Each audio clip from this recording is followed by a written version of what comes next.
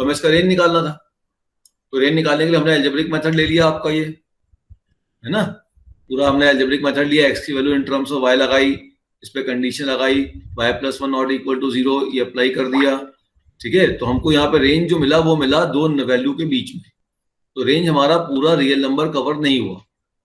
ठीक, क्लियर। तो ये जो पूरा कैलकुलेशन था अपना वो अपन ने इसमें किया था। फिर मैंने आपको जो बात बताई थी वो ध्यान दीजिए, इसीलिए मैंने फिर से रिपीट कर रहा हूं उसको। ये मैंने जो लिखा वो इंपॉर्टेंट पॉइंट है कि अगर ऐसे क्वेश्चन में डिनोमिनेटर जो है, ठीक है ना, इसका डिस्क्रिमिनेंट लेस देन 0 आ जाए, नेगेटिव आ जाए, तो उसका रेंज कभी भी रियल नंबर नहीं होगा। तो अगर कोडोमेन रियल नंबर दिया, रेंज क्या होगा वो नहीं बता रहा हूं, बस ये कह रहा हूं रेंज रियल नंबर नहीं होगा, उसका सबसेट होगा।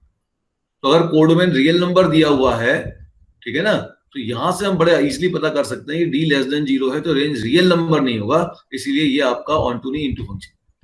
ऑनटू का दूसरा नाम है सर्जेक्टिव और इनटू का नाम लिख लीजिएगा इंजेक्टिव। ठीक, अब मैं इसमें और क्वेश्चन लाने के बजाय मैं अभी एक पॉइंट समझा दूं, फिर आगे बढ़ते हैं, फिर वापस आ जाएंगे, मिक्स कर देंगे। अब ये 1 1 ऑन 2 क्या होता है वो देखें। 1 1 ऑन 2 इसे हम कहते हैं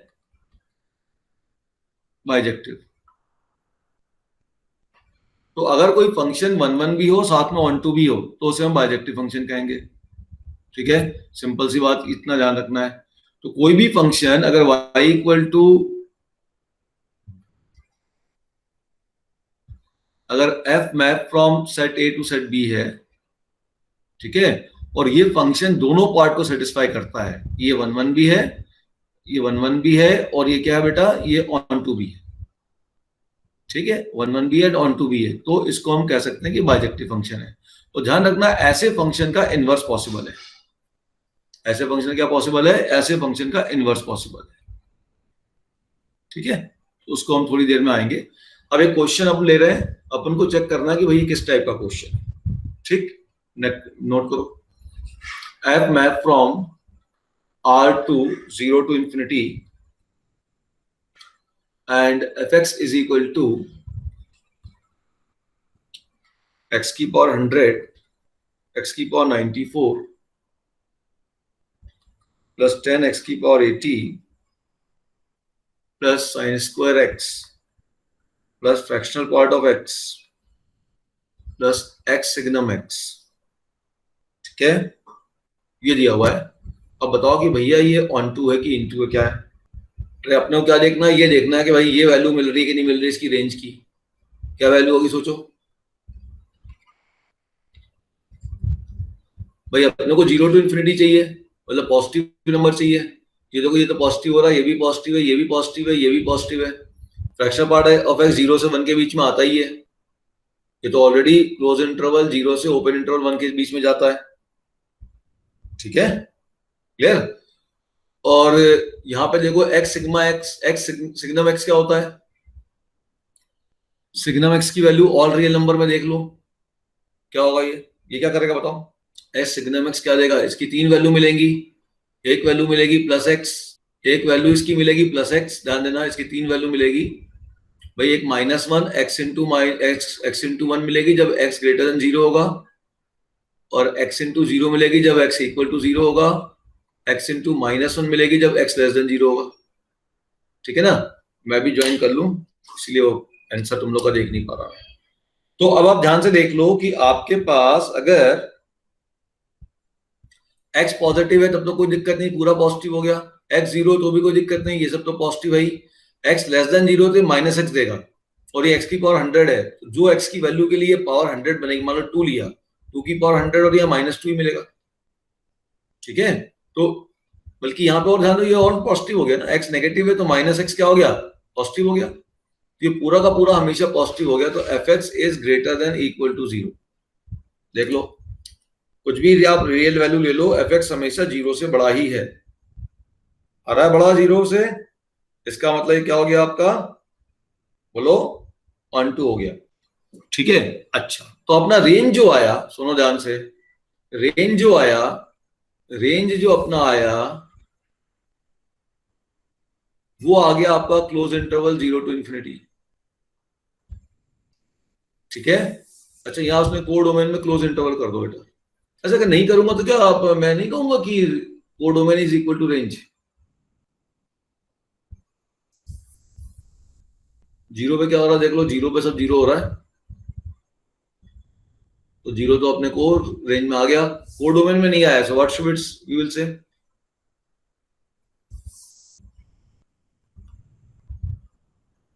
मतलब इसके आउटपुट में एक पॉइंट मिल जाएगा जो कि इससे मैप नहीं करेगा, तो यहाँ क्लोज इंटरवल होना चाहिए।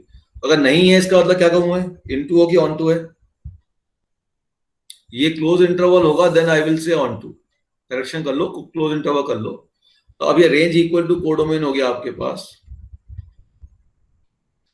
ठीक है, तो इस केस में क्लोज इंटरवल में ये ऑन टू होगा।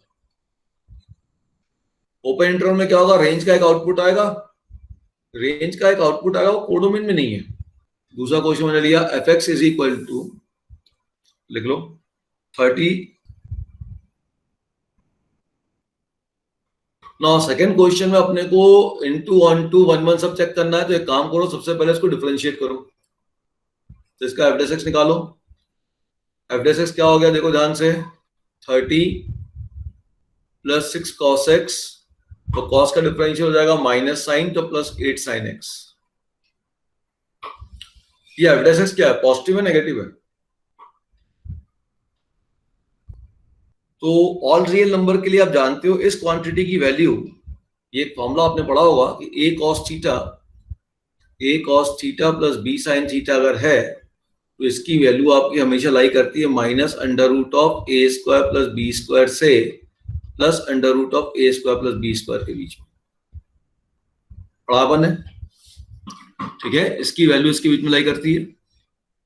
अब अगर मैं इसकी वैल्यू निकालना चाहूं, क्योंकि एफ एक्स का साइन देखना पॉजिटिव है कि नेगेटिव है, तो अगर इस कॉन्सेप्ट से चलूंगा तो 6 cos x plus 8 sine x, ये हमेशा बड़ा हो जाएगा minus under root of 6 square plus 8 square, और छोटा होगा plus under root of 6 square plus 8 square. तो इसका मतलब 6 cos x plus 8 sine x, ये बड़ा हो जाएगा -10 से और छोटा हो जाएगा +10 से। तो इसमें 30 ऐड कर देता हूं, तो 30 plus 6 cos x plus 8 sine x, ये बड़ा हो जाएगा आपका 20 से और छोटा हो जाएगा आपका 40 से। तो एफ एक्स चला गया 20 से 40। अगर एफ एक्स 20 से 40 चला गया तो ऑब्वियसली आपका हो गया कि f x will be greater than 0। तो एफ एक्स अगर ग्रेटर देन 0 हो गया for all real x, x belong to all real number के लिए फॉर्मूले होते हैं, आपको मालूम होना चाहिए। ठीक है, या theta belong to all real number है, तो एफ एक्स ग्रेटर देन 0 हो जाएगा फॉर ऑल रियल एक्स। इसका मतलब ये फंक्शन क्या हो गया आपका, 1 1 हो गया।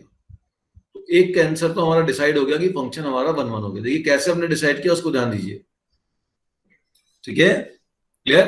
अच्छा, दूसरा हम पूछ रहे हैं भाई ये ऑन टू है या नहीं है, तो ऑन टू के लिए इसका आप एफ एक्स का निकालेंगे रेंज, तो हो गया 30x plus 6 sine x minus 8 cos x. अब इसका रेंज तो वही आएगा जो नीचे आया है, -10 से 10, इसके रेंज में कोई फर्क तो पड़ना नहीं है। लेकिन 30 में x आया और x क्या है, ऑल रियल नंबर, तो इसका रियल नंबर आ जाने के कारण इसका जो रेंज बन जाएगा वो रियल नंबर बन जाएगा।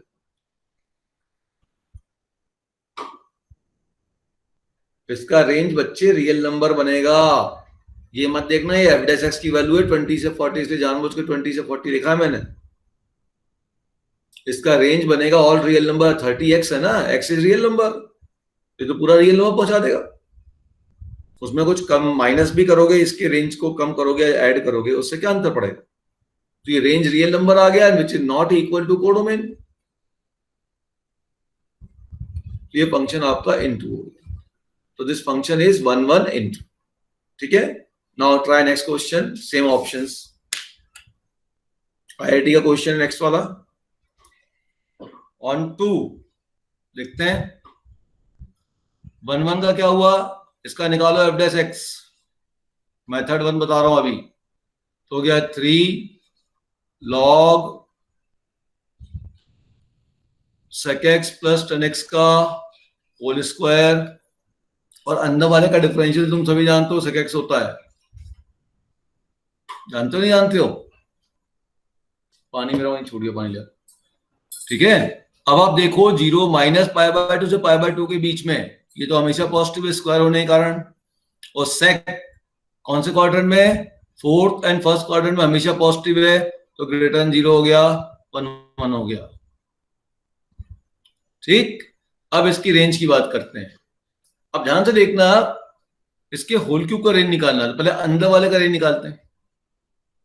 रेंज क्या आएगा, तो अगर x की वैल्यू पाई बाय 2 होगी, इसको समझो ध्यान से, अगर x की वैल्यू पाई बाय 2 होगी, if x approaches pi by 2, pi by 2 है नहीं, ध्यान रखना, टेंड्स टू पाई बाय 2 है, तो पाई बाय 2 में इसकी वैल्यू क्या होगी, इसको gx मान लेता हूं, gx है log sec x plus tan x, तो g ऑफ पाई बाय 2 क्या होगी, ये निकाल लेते हैं, तो इसकी वैल्यू हो जाएगी तुम्हारे पास g ऑफ पाई बाय 2 कह लो log sec of pi by 2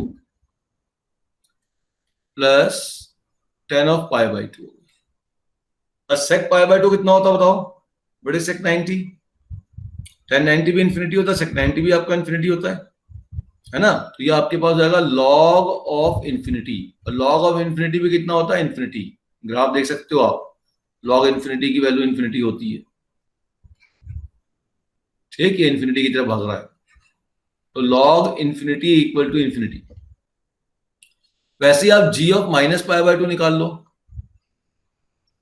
तो माइनस इंफिनिटी जाएगा, सॉरी वो जाएगा आपके पास क्या, अब g of minus pi by 2 कैसे निकालोगे यार, sec of minus pi by 2 कितना होगा, वो tan of minus pi by 2, graph बनाओ, ये रहा tan का ग्राफ, ये रहा पाई बाय 2 माइनस पाई बाय 2, तो माइनस पाई बाय 2 पे tan जाएगा माइनस इंफिनिटी, और sec of minus pi by 2 कितना जाएगा, वो ऊपर जाएगा, देखो क्या होगा, ये tan का ग्राफ है, अब sec का ग्राफ अगर बनाऊंगा तो sec of minus pi by 2 का ग्राफ कैसा बनेगा बताइए, cos का उल्टा बनाऊंगा, ये cos का ग्राफ होता है, इसको उल्टा बनाऊंगा तो ऐसा जाएगा, ये पाई बाय 2 है, ये माइनस पाई बाय 2 है,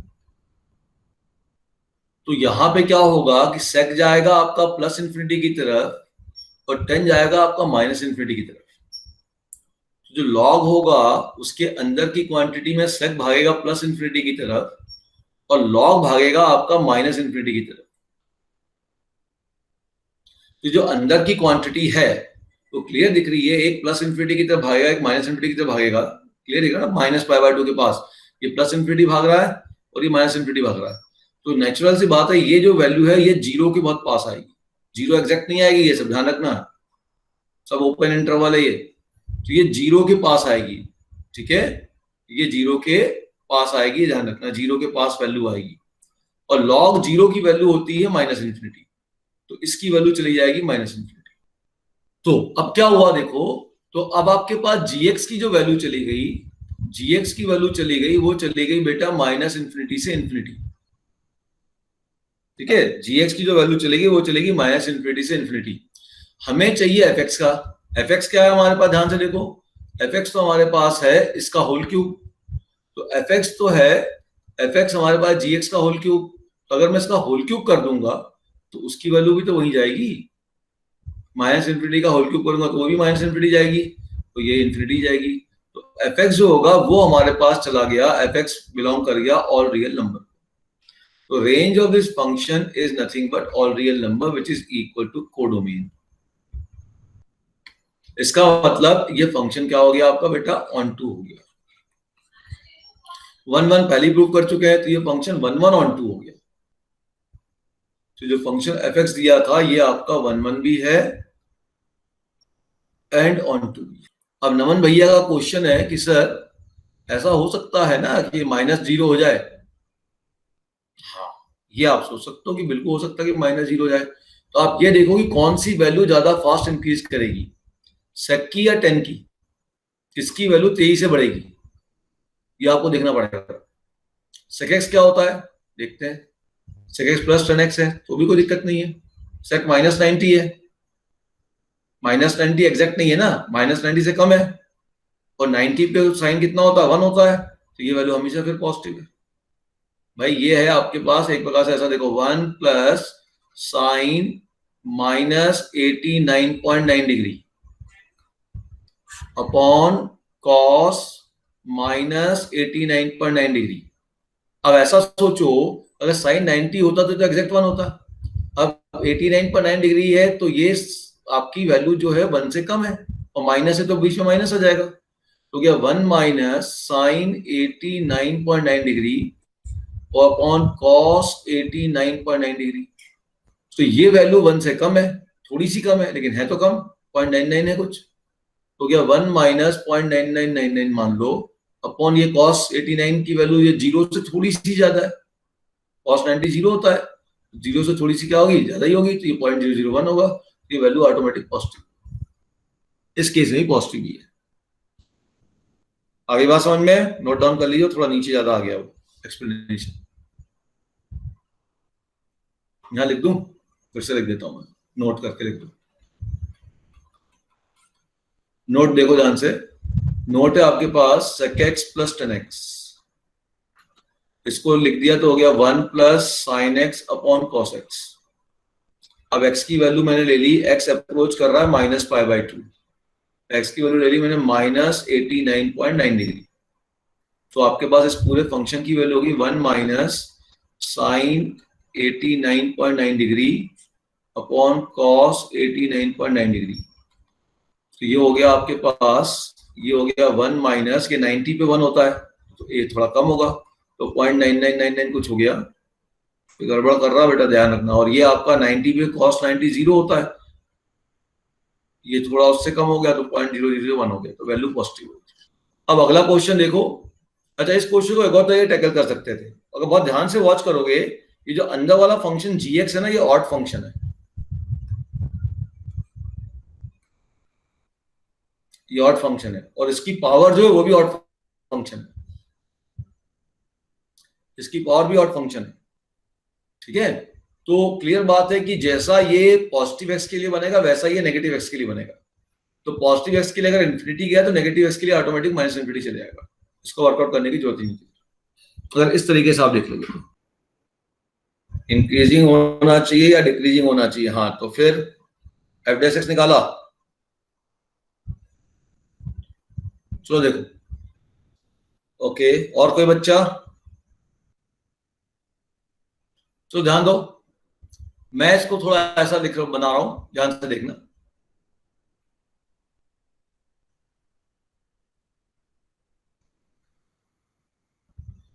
x इक्वल टू 0 पे वैल्यू है -1,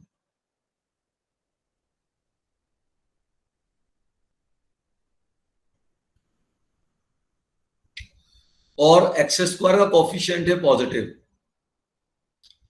तो x लेस देन 0 पे ये एक पैराबोलिक कर्व बनेगा, और 0 पे इसकी वैल्यू है -1,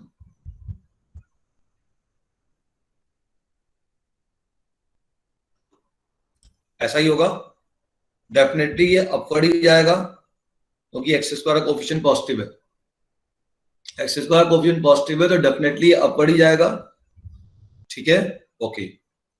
अब यहां पे आते हैं x greater than 0, x equal to 0 पे, फिर देखना ध्यान से, x इक्वल टू 0 नहीं है यहाँ पे, देखिए अगर 0 होता मान लो तो -1 होता, तो इस वाले ग्राफ में इस पॉइंट से नहीं, इस पॉइंट से जस्ट अगले से गैप, तो यहाँ पे गैप है उस पॉइंट पे, ठीक है, लेकिन उस गैप को इसने भर दिया है, ये ग्राफ आपका, अच्छा अब आपके पास m के बारे में नहीं मालूम है, m इसका स्लोप है, m ध्यान से देखो इस लाइन का स्लोप है, ये लाइन आपकी ऐसी भी हो सकती है, ये लाइन आपकी ऐसी भी हो सकती है, ये लाइन आपकी ऐसी भी हो सकती है,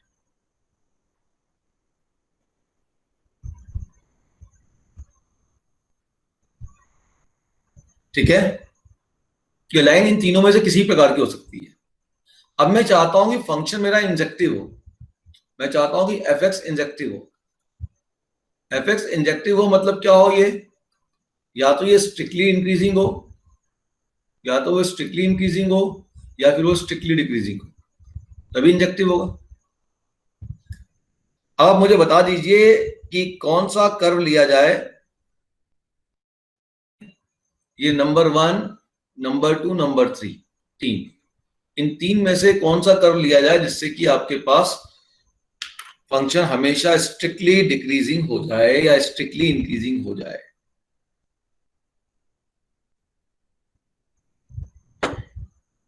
बोलिए। तो ऑब्वियस दिख रहा है क्योंकि ये डिक्रीजिंग फंक्शन खुद ही है, तो यहां का भी फंक्शन डिक्रीजिंग ही होना चाहिए, तो यहाँ कर्व नंबर 3 हमें लेना चाहिए था। कौन सा कर्व लेना चाहिए था अपने को बेटा? हमें कर्व नंबर 3 लेना चाहिए था। और कर्व नंबर 3 की अगर हम स्लोप की बात करें, देखो इसका स्लोप है 0, एम इज द स्लोप लिख चुका हूं मैं, इसका स्लोप है पॉजिटिव और इसका स्लोप है नेगेटिव।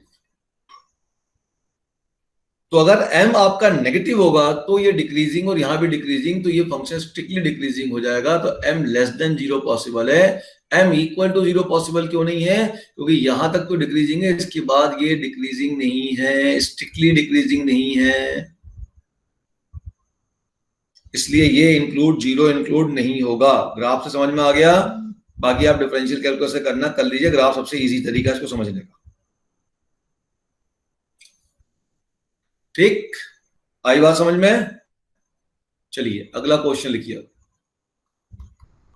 डिफरेंशियल कैलकुलस में ज्यादा दिमाग लगाना पड़ेगा, ग्राफ इजीली समझाएगा। आर और इसको एफ एक्स को हमने डिफाइन किया है, यही बहुत अच्छा क्वेश्चन है। X plus m, x less than equal to 1 and 2mx minus 1 x greater than 1. This function is surjective. ये फंक्शन सर्जेक्टिव है on real number r, then m will be option A, m is greater than 0, option B, m belong to 0 to 2 closed, option C। देखो फिर यहां graph बनाते हैं, solution थोड़ा graphical लेते हैं, देखते क्या बोल रहा है। x लेस देन 1, चलो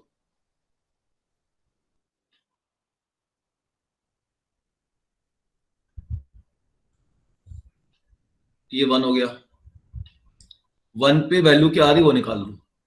x इक्वल टू 1 पे 1 प्लस m आ रही है, m कुछ वैल्यू होगी, नहीं मालूम m क्या है, ले ली 1 प्लस m है, 1 कॉमा 1 प्लस m, फिर 1 से ज्यादा ही होगी ना। मुझे नहीं मालूम पॉजिटिव है कि नेगेटिव है, लेकिन ऑप्शन बता रहा है कि सब जगह पॉजिटिव पॉजिटिव दिख रहा है है ना। तो चलो मैंने ये पॉइंट यहां ले लिया। अच्छा, x का जो कोफिशिएंट है वो 1 है, ये तो स्ट्रेट लाइन है, ये लाइन स्ट्रेट लाइन है 45 डिग्री, तो 45 डिग्री की ये लाइन है, और लेस देन 1 पे बन रही है, 45 डिग्री की लाइन है ना ये, और प्लस m है। मुझे नहीं मालूम इधर कहां जाएगी इधर कहां जाएगी, मतलब ऐसी कुछ एक लाइन होगी। This is y equal to x plus m। ऐसी भी हो सकती है ना, ऐसी भी हो सकती है, नहीं ऐसी नहीं हो सकती है, ऐसी होगी 45 डिग्री बनाएगी ना। स्लोप फिक्स्ड है इसका, ध्यान देना, इस लाइन का स्लोप फिक्स्ड हो चुका है 45 डिग्री।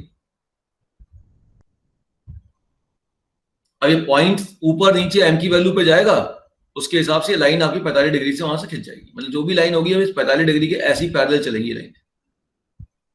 तो इसका ये लाइन का स्लोप फिक्स्ड है, लेकिन इस लाइन की ये जो पॉइंट है ये फिक्स नहीं है। ठीक, चलिए ओके देखते हैं आगे। अब x greater then 1, x greater then 1 पे आपके पास ये लाइन है, इसका स्लोप फिक्स नहीं है। अच्छा 1 पे इसकी वैल्यू क्या आएगी देखते हैं, तो 1 पुट करूंगा, 1 पुट करूंगा 2m माइनस 1 आएगी, तो ग्रेटर देन 1 पे इसकी वैल्यू आ रही है, जो भी ये पॉइंट होगा वो पॉइंट यहां तो गोला पॉइंट बनेगा, और इसका कोऑर्डिनेट बन जाएगा 1, 2m माइनस 1, ये बन जाएगा, मुझे नहीं मालूम, मैं 1 लिख दे रहा हूं, 1, 2 m-1 ध्यान देना है। ओके, अब इसका स्लोप m है, 2m है, तो स्लोप तो मुझे मालूम नहीं, तो हो सकता है कि ये लाइन आपकी ऐसी हो जाए, हो सकता है लाइन आपकी ऐसी भी हो जाए। अच्छा, ये पॉइंट जो होगा 2m-1 वो कहाँ होगा? वो हो सकता है पॉइंट यहाँ पे हो जाए, दैट डिपेंड्स ऑन m। हो सकता है वो पॉइंट यहाँ पे हो जाए, हो सकता है पॉइंट यहाँ पे हो जाए, हो सकता है पॉइंट यहाँ पे हो जाए, मुझे नहीं मालूम कि ये कहाँ से होगा। मान लो ये लाइन अगर यहाँ से होगी तब क्या होगा, सोचो। अब ये लाइन आपकी ऐसी ही कुछ पॉसिबल है, ऐसी जाएगी या ऐसी जाएगी या जैसी भी जाएगी, लेकिन इस जगह से वो ऐसी कुछ जाएगी, पीछे आके इसी से पास करेगी। अब आप ये देखो कि अपने को अगर सब्जेक्टिव चाहिए तो अपने को जो कोड डोमेन है वो रेंज चाहिए। तो आप सोचो लाइन किस डायरेक्शन में और कहां से लें जिससे कि अपने को रेंज मिल जाए। लाइन ऐसी नहीं हो सकती, ये चीज तुमको समझ में आ गई? ऐसी क्यों नहीं हो सकती लाइन? कि थोड़ा सा यहाँ डायग्राम ऐसा है, इसका स्लोप मेरा फिक्स्ड है, इसका स्लोप तो मेरा 1 है, फिक्स्ड है, ये लाइन ऐसी जा रही है, तो ये लाइन इस वैल्यू से नीचे तक की सब वैल्यू कवर कर रही है। मुझे कवर क्या करना है? मुझे रेंज में ऑल रियल नंबर लाना है। मेरा एम है कि रेंज ऑल रियल नंबर आ जाए, तो यहां तक की तो वैल्यू ये कवर कर ले रहा है। अब इसके ऊपर की वाई की वैल्यू अपने को चाहिए, वाई में कोई गैप नहीं चाहिए ना। अगर ये लाइन मान लो यहां से गई, ध्यान से देखो, पहली बात देखो, क्या ये जो सेकंड लाइन है जिसका स्लोप नहीं मालूम, सेकंड लाइन कौन सी है? देखो सेकंड लाइन मार्क कर रहा हूं मैं, सेकंड लाइन है y इक्वल टू 2mx-1। बताओ इसका स्लोप 0 होगा क्या? फर्स्ट थिंग लाइक दिस, इसका स्लोप 0 होगा क्या? तो y की वैल्यू -1 हो गई। तो y इक्वल टू -1, मैं अलग अलग डायग्राम बना रहा हूं आपको समझाने के लिए। ये एक पहली लाइन हो गई 1 पे, ध्यान देना, और y इक्वल टू -1, तो y m इक्वल टू 0 पे y इक्वल टू -1, तो लाइन यहां से जाएगी। क्या ये दोनों लाइन मिलकर ऑल रियल नंबर कवर कर रही है क्या? बिल्कुल नहीं कर रही, इसका रेंज ऑल रियल नंबर नहीं है, range of function is not equal to all real number, तो ये हम ये कंसिडर नहीं करेंगे। तो जिसने m इक्वल टू 0 आंसर लिया वो गलत हो गया, ठीक? तो नमन तुम्हारा हाँ क्लोज इंटरवल में गलत हो गया। चलिए अगला केस देखते हैं, क्या m पॉजिटिव होगा? सर चेंज कर दिया मैंने। ग्रेट। अगला केस देखते हैं, क्या m नेगेटिव होगा? ध्यान दो, क्या m नेगेटिव होगा?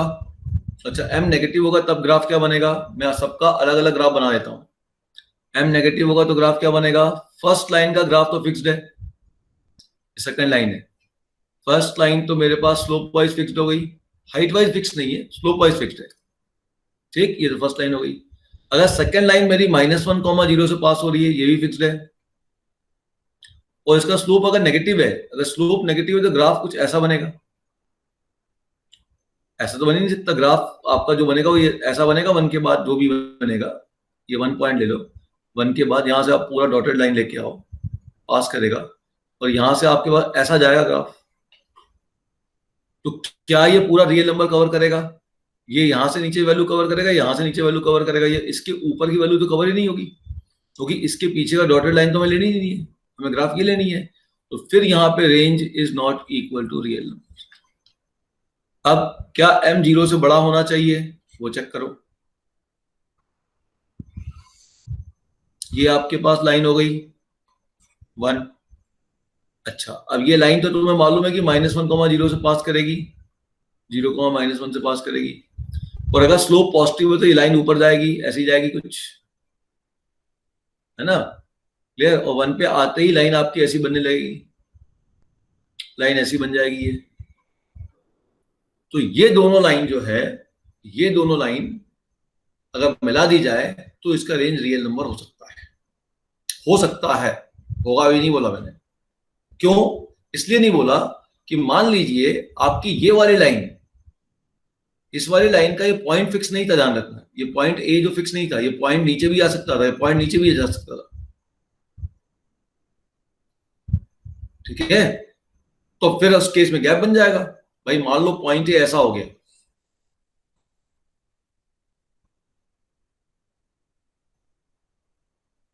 ये आपका ये लाइन ऊपर गई और पॉइंट ए यहाँ आ गया और यहां से 45 डिग्री पे नीचे गई है, तो गैप आ गया, रेंज रियल नंबर नहीं हुआ। समझ में आ रहा है बेटा?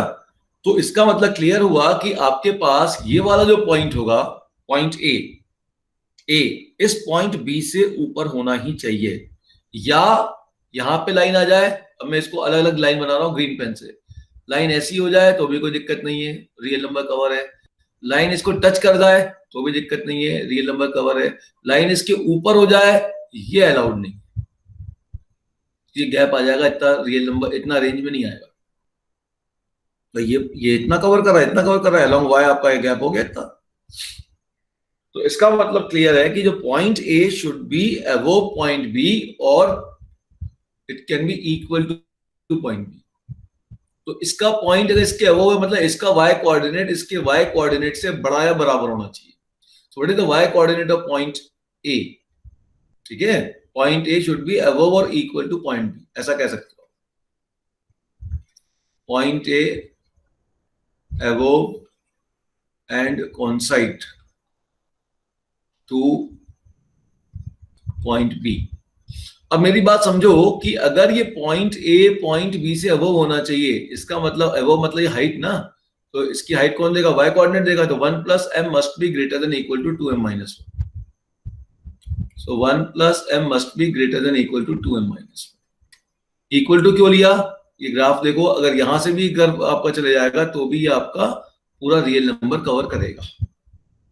तो अब इसको सॉल्व कर लेते हैं। तो ये हो जाएगा 2 greater than equal to m और m less than equal to 2, और यहां से प्रूफ हो चुका कि m should be greater than 0, तो m should be greater than 0 but less than equal to.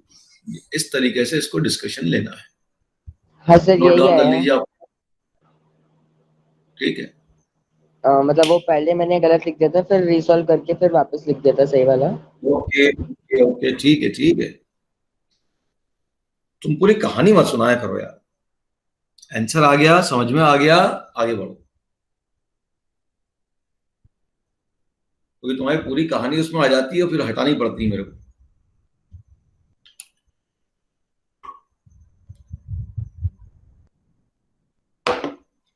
क्या ये सबको क्लियर हुआ है? थोड़ा सा अलग प्रकार का क्वेश्चन है ये।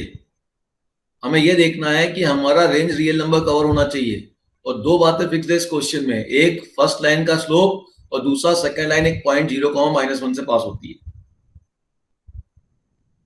तो फर्स्ट लाइन का स्लोप फिक्स है, तो लाइन का बस ये पॉइंट फिक्स नहीं है, ये डॉट ये ऊपर नीचे कहीं भी जा सकती थी, और सेकंड लाइन का पॉइंट फिक्स है।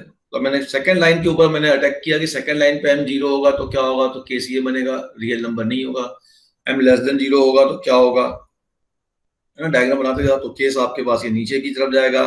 फिर आपका रियल नंबर रेंज नहीं होगा, तो m ग्रेटर देन 0 होगा तो क्या होगा, तो रियल नंबर पॉसिबल है। लेकिन कब पॉसिबल है? जब पॉइंट बी पॉइंट ए के नीचे है या उससे कॉन्साइड कर रहा है। अगर पॉइंट बी पॉइंट ए के ऊपर चलेगा फिर इतना ये गैप आ जाएगा। इसका मतलब ये पॉइंट ए पॉइंट बी के अबव होना चाहिए या उसके कॉन्साइड करना चाहिए।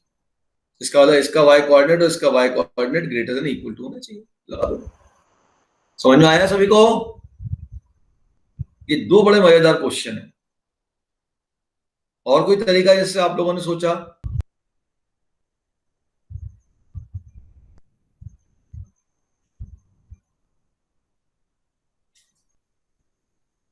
चलो देखो, यहां पे हमें उल्टा सोचना है कि अपने को इस रेंज को लाने के लिए ए कहां से स्टार्ट करना चाहिए।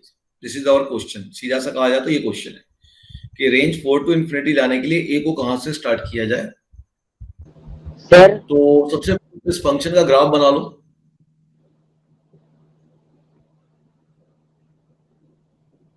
x की जगह 1 पुट कर दोगे तो y की वैल्यू 0 हो जाएगी। तो मैंने एक रफ स्केच ग्राफ बना दिया, ये इसका ग्राफ हो गया।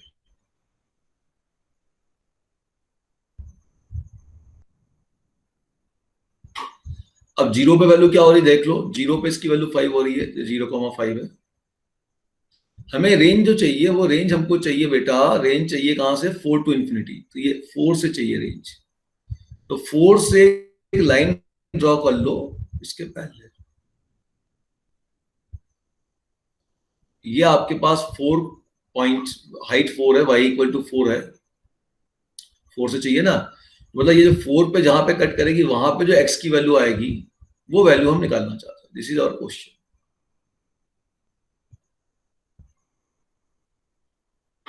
ये हमारा क्वेश्चन है, घूम फिर के क्वेश्चन हमारा ये हो गया भाई, ये तो x की वैल्यू है ना my dear, this is the x value of x। तो हमें अब ये देखना है कि y इक्वल टू 4 होने के लिए x की क्या वैल्यू लेंगे। तो एक काम करो, इस y इक्वल टू 4 इस कर्व का इंटरसेक्शन पॉइंट निकाल दो, आ गया x, और क्या दिक्कत है, x ऑटोमेटिक यहां से आ जाएगा। So solve y equal to x square minus 6x plus 5 and y equal to 4, इनको सॉल्व कर दो। तो 4 equal to x square minus 6x plus 5 और x square minus 6x plus 1 equal to 0, quadratic formula बना दो। तो क्या 6 plus minus under root b square 36 minus 4 upon 2 into 1, तो हो गया 6 प्लस माइनस अंडर रूट, ये हो गया 32, तो 8 चौक 32 है ना, तो हो गया 2 रूट 8 अपॉन 2, तो गया 3 प्लस माइनस रूट 8 को फिर लिख दिया वापस 2 रूट 2, बस ये आया। तो ये जो पॉइंट आया ये हो गया 3 प्लस 2 रूट 2, जो भी एक्स वाई कोऑर्डिनेट होगा 0, और ये जो पॉइंट आया इसके कोऑर्डिनेट हो गए 3 माइनस 2 रूट 2 कॉमा 0। हमें क्या चाहिए, हमें रेंज चाहिए 4 टू इंफिनिटी, तो 4 टू इंफिनिटी का ये रहा ग्राफ या ये रहा ग्राफ, लेकिन क्योंकि हमने इस केस में a टू इंफिनिटी बोला है तो a से इंफिनिटी की तरफ जाना है, तो हमें ये रेंज लेना है, ये x की वैल्यू लेनी है। तो x should be equal to 3 plus 2 root 2 to infinity. तो इस केस के लिए आपके पास 3 प्लस 2 रूट 2 टू इंफिनिटी आ जाएगा। तो जो फर्स्ट केस था, फर्स्ट केस के लिए आपके पास a की वैल्यू होगी 3 प्लस 2 रूट 2। सेकेंड केस में मैंने इसका डोमेन बदल दिया, माइनस इंफिनिटी टू a दे दिया। अब माइनस इंफिनिटी से a पे आपको रेंज चाहिए 4 टू इंफिनिटी, ये रहा 4 टू इंफिनिटी का ग्राफ, और यहां से ये लाइन यहां तक आती है। तो उस सेकंड केस के लिए आपको a की वैल्यू हो जाएगी 3 माइनस 2।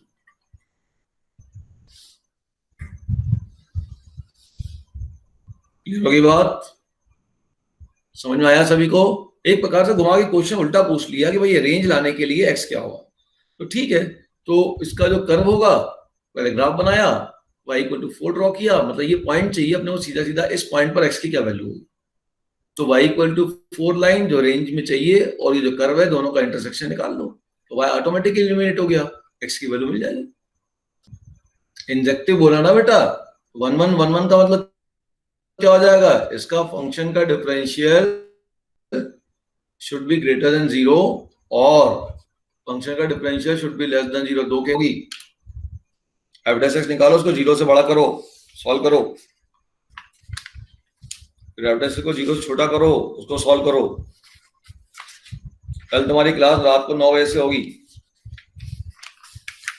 सही करते हैं तुम्हारी। अब सबसे पहली बात ध्यान रखिएगा, क्यूबिक है, यहाँ इक्वल टू 0 लेने में प्रॉब्लम नहीं है।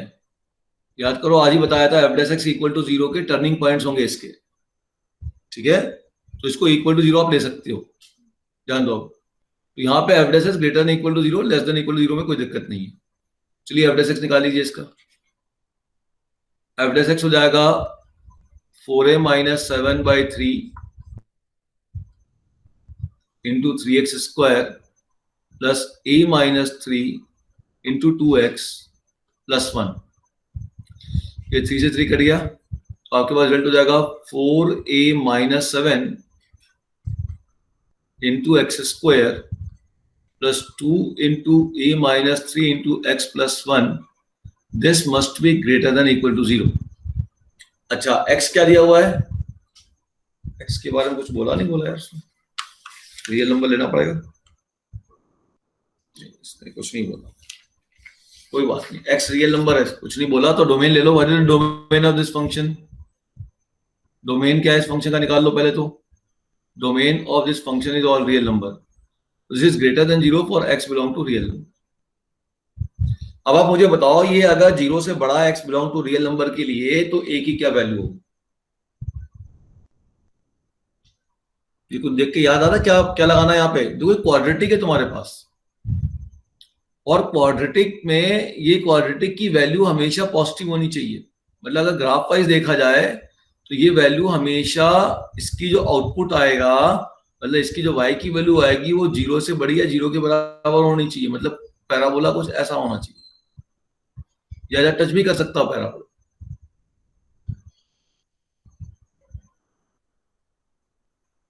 ठीक, तो क्लियर दिख रहा है? तो पैराबोला अपवर्ड ही ओपन होना चाहिए। अगर डाउनवर्ड ओपन हो जाएगा तो कुछ पार्ट में पॉजिटिव कुछ पार्ट में नेगेटिव हो जाएगा। इसका मतलब जो कोफिशिएंट ऑफ एक्स स्क्वायर है 4a minus 7 that must be greater than 0, पहली बात। और दूसरी बात, क्योंकि ये पैराबोला ऊपर है हमेशा, तो d इसका लेस देन 0 होगा, और ये टच कर रहा है तो d इसका इक्वल टू 0 होगा। यहाँ पे d should be less than equal to 0। ठीक है, क्लियर? ए का मतलब बेटा कोफिशिएंट ऑफ एक्स स्क्वायर से ध्यान रखिएगा, है ना, ए मत लिख दीजिएगा।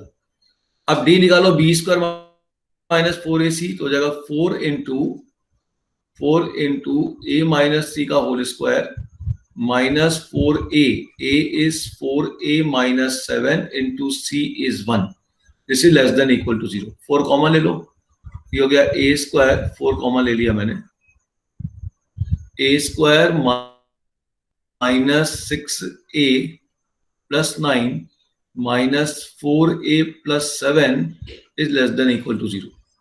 सो a स्क्वायर माइनस 10a और 9 प्लस 7 ये हो गया प्लस, तो 8 और 2 आ तो गया, तो ये हो गया a square minus 8a minus 2a plus 16 less than equal to 0। So a minus 8 into a minus 2 less than equal to 0, तो ये हो जाएगा 2 और 8, पॉजिटिव वैल्यू ले लो, तो यहाँ पॉजिटिव नेगेटिव पॉजिटिव, हमें नेगेटिव चाहिए, तो a चला गया 2 से 8, और ये कह रहा है कि a should be greater than 7/4। तो a आपका 7/4 से बड़ा होना चाहिए और 2 से 8 के बीच में होना चाहिए। दोनों को कॉमन वैल्यू निकाल लो, तो कॉमन वैल्यू क्या हो गया? कॉमन वैल्यू क्या हो गया बताओ? 7/4 मतलब कितना हो गया ये आपका? ये तो 8 के थोड़ा पास ही है, तो a should be greater than 7/4 but less than equal to 8। ये एक केस में आंसर है। ये तो उस समय आया आंसर जब आपका f dash x greater than equal to 0 था। अब f dash x less than equal to 0 भी हो सकता था, अब f dash x less than equal to 0 भी करिए। दूसरा केस बनाइए, f dash x should be less than equal to 0। अब अगर ये लेस देन इक्वल टू 0 होगा तब क्या होगा? f डैश x की वैल्यू देखो क्या है, आ गई भाई, आ जाएगा, ये रही 4a minus 7x square plus 2a। इसको थोड़ा बता देना मुझे क्या है equation. 4a minus f dash x आपका लेस देन इक्वल टू 0 है, तो 4a minus 7 into x square plus 2 into a minus 3 into x plus क्या था?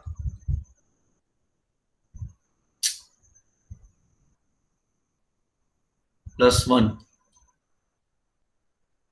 Plus 1 is less than equal to 0। तो इसके लिए आपके पास ये लेस देन इक्वल टू 0 होना चाहिए, तो पैराबोला फिर वही डाउनवर्ड ओपन होना चाहिए, तभी हमेशा नेगेटिव होगा, या हो सकता है उसको टच भी कर रहा हो, दोनों पॉसिबिलिटी है इसके अंदर। डबल डबल तो लिखूं मैं,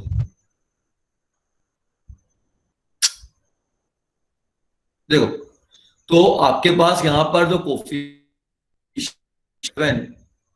वो आपका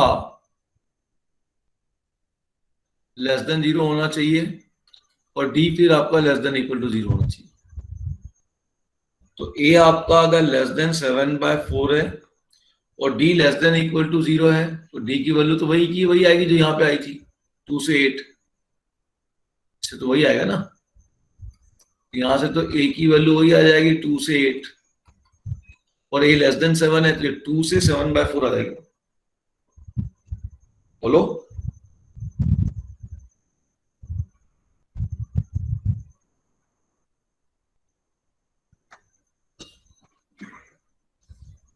कॉमन ही आएगी इसके अंदर, आएगी कॉमन, तो क्या दिक्कत है? तो यहाँ पे अगर कॉमन वैल्यू निकालूंगा फिर मैं,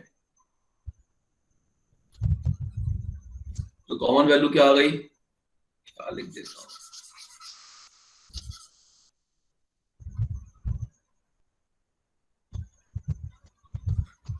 कॉमन वैल्यू अगर आप देखोगे तो वो हो जाएगी कि a should be greater than equal to 2 but less than 7/4।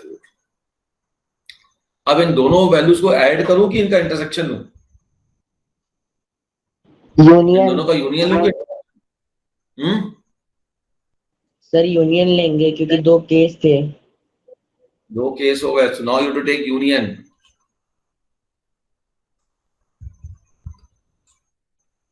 अच्छा, अब एक चीज और देखनी पड़ेगी कि भाई a इक्वल टू 7/4 में क्या होगा, ये कहानी और बची है इसमें। a इक्वल टू 7/4 में क्या होगा वो देखना है। fx तो वापस देखो,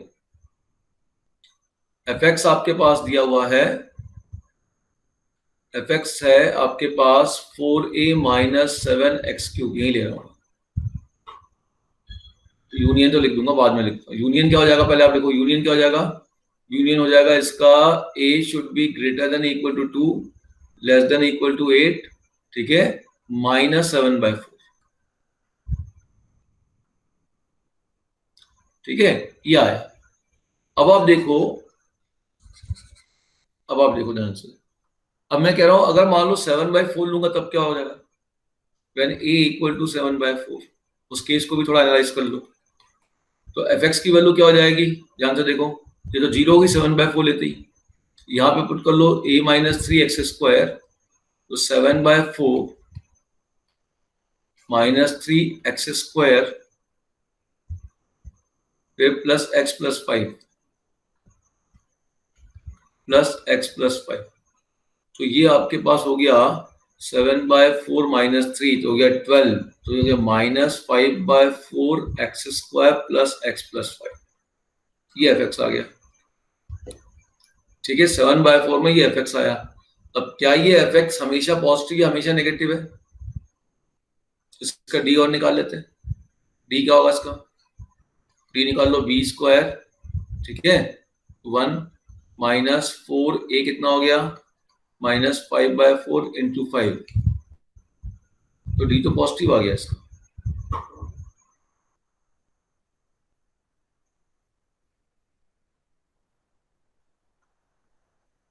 ठीक, तो d पॉजिटिव आ गया, मतलब फंक्शन आपका 1 1 नहीं रहेगा इस केस में, तो इसका मतलब आंसर आपका जो आएगा उसमें 7/4 इंक्लूड नहीं है। अगर मान लो d नेगेटिव आ गया होता, क्वाड्रेटिक था, a नेगेटिव था और d भी नेगेटिव आ गया होता, तो हमेशा नेगेटिव हो गया होता, तो कहीं ना कहीं इंक्लूड हो जाता, फर्स्ट केस में, सेकंड केस में, सेकंड केस में इंक्लूड हो जाता।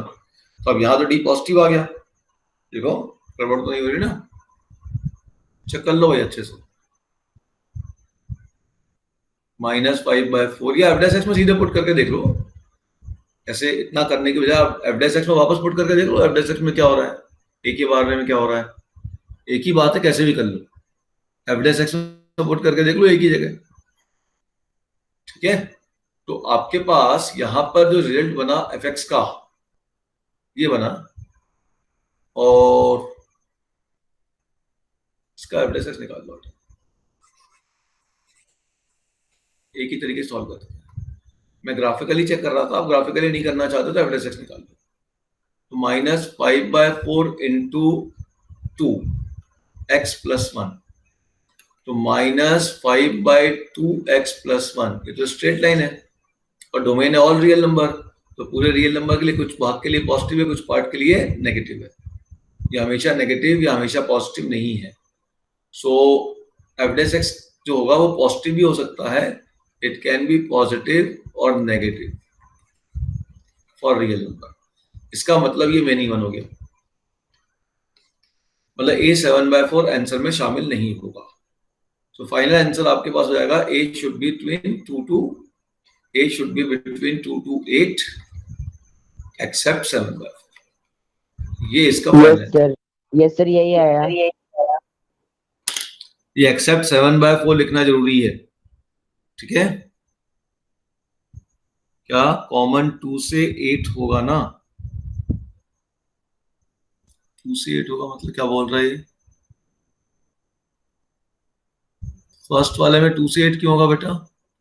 7a ग्रेटर देन 7/4 है ना बेटा, 7/4 से बड़ा चाहिए ना अपने को। फर्स्ट केस में देखो ध्यान से, फर्स्ट केस में 7/4 से बड़ा चाहिए ना, 7/4 से 8 होगा, ठीक है। और सेकंड केस में इसको मिटा दिया, डबल डबल लिखा। सेकंड केस में अपना है a लेस देन 7/4, तो 2 से 7/4,